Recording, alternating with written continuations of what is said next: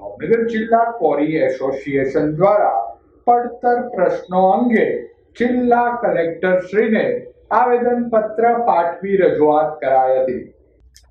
Quarry ઉદ્યોગને લગતા લાંબા સમયથી પડતર પ્રશ્નોનો કોઈ ઉકેલ નહીં આવતા ભાવનગર જિલ્લા ક્વોરી એસોસિએશન દ્વારા આજરોજ જિલ્લા કલેક્ટર શ્રીને આવેદનપત્ર પાઠવી રજૂઆત કરાઈ હતી.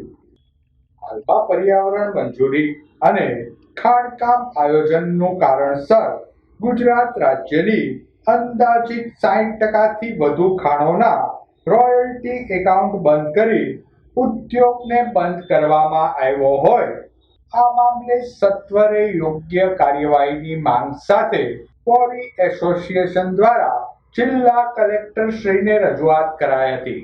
રજૂઆત વેળા ભાવનગર જિલ્લા ક્વોરી એસોસિએશનના હોદ્દેદારો સભ્યો બહોળી સંખ્યામાં ઉપસ્થિત રહ્યા હતા. બંધ કરેલું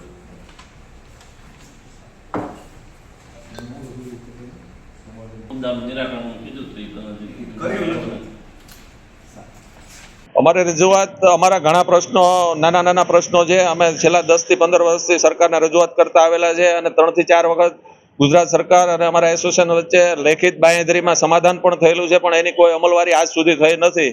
અને એના સમાધાનના બદલે નવા બીજા પ્રશ્નો રોજ ઉપસ્થિત થતા જાય છે અને અમારો બિઝનેસ છે જે એ કરવો અમને પારાવાર મુશ્કેલી થાય છે અને અમે ધંધો ના કરી શકીએ એવી પોઝિશન ઊભી થઈ છે. અને અમારા આ ધંધામાં આજે જે રોયલ્ટી છે એની પણ વિસંગતતાઓ એટલી છે. એક લીઝ હોલ્ડરને 50 રૂપિયા રોયલ્ટી હોય છે, એકને 100 રૂપિયા હોય છે, તો ત્રીજાને 200 રૂપિયા હોય છે.